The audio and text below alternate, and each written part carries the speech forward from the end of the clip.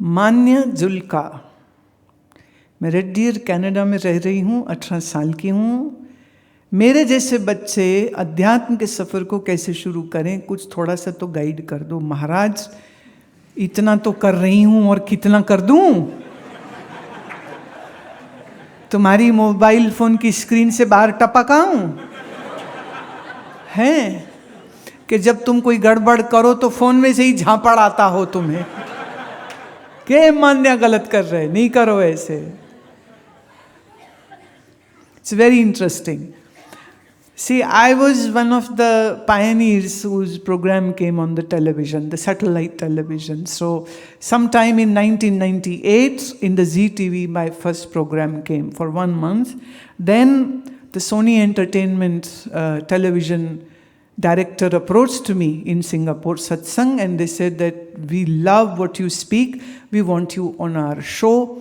So, they gave me a 7 a.m. slot, and for good 7 years, every day, my program was there.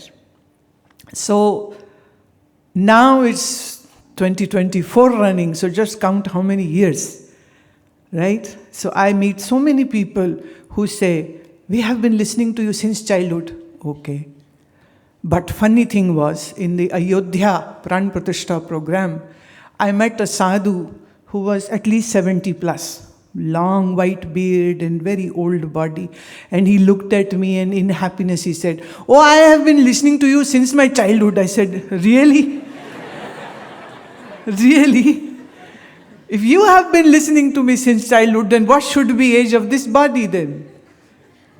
अभी हम महाकाल में थे, तो वहाँ के जो मुख्य पुरोहित जी हैं, तो वो प्रसाद वगैरह सब मुझको दिए, और वो फोटो वगैरह चल रही थी, खींच रहे थे, तो अचानक मेरे को कहते हैं, आपके ऊपर तो महाकाल की बड़ी कृपा, मैं तो बचपन से सुन रहा हूँ आपको। बहुत बढ़िया, बहुत बढ़िया, बचपन से सुन रहा हूँ।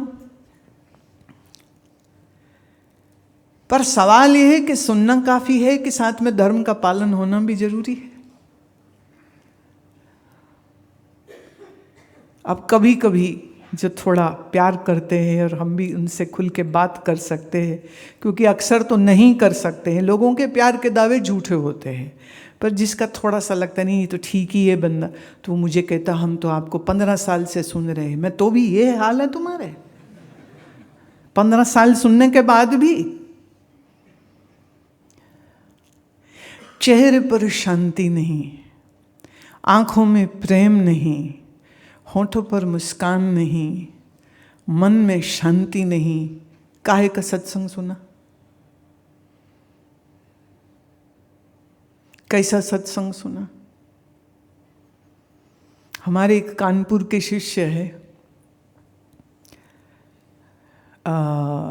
शुरू जब वो मुझे मिले तो दूसरे तीसरे साल की बात है, मुझे कहते हैं कि बस अब तो आपकी सेवा में रहना है, यहाँ के कार्यक्रम का आयोजन में मेरे को आप सेवा दे दीजिए। मैंने कहा बिल्कुल दे सकते हैं, पर एक शर्त है। बोले जी वो क्या? मैं तम्बाकू खाना छोड़ूं? तम्बाकू खा खा के तुम्हारे उसके दांत पूरे ब्राउन हो रखे थे। मैंने कहा हमारी समिति में तुम काम करना चाहते हो इस शक्ल के साथ?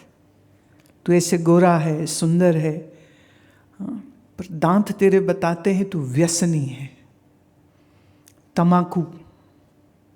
तो उन्हें आंखें झुका ली, सिर झुका लिया, हाथ जोड़े, प्रणाम किया और कहते नहीं, आज के बाद नहीं खाऊंगा, कभी नहीं खाऊंगा। तो उसकी पत्नी, पुत्र सब वहीं थे। वो खुशी के मारे से प्रसन्न होकर के और हैरान हो रहे थे कि ये और छोड़ जाए जो सुबह उठते ही तम्बाकू से शुरू होता है और रात सोने से पहले भी तम्बाकू खाता रहता है, ये अब तम्बाकू नहीं खाएगा। और निश्चित उन्हें नहीं खाया, नहीं खाया उन्होंने, सालों की आदत थी।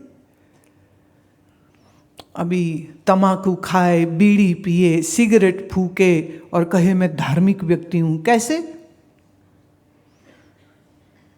कैसे?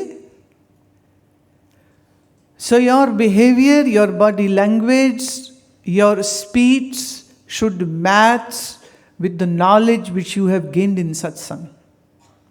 If it is not a matching, then either you are a deceptive person, a hypocrite, or the guru whom you are following is a fake one. One of the story is true. Either the guru is fake or you are fake. And most of the times, it is the people who don't follow. And the beauty of Dharma is this. It's not about how many mala you did as a job. The beauty of Dharma is that Dharma is in your eyes and language and body and thinking and speech and everything.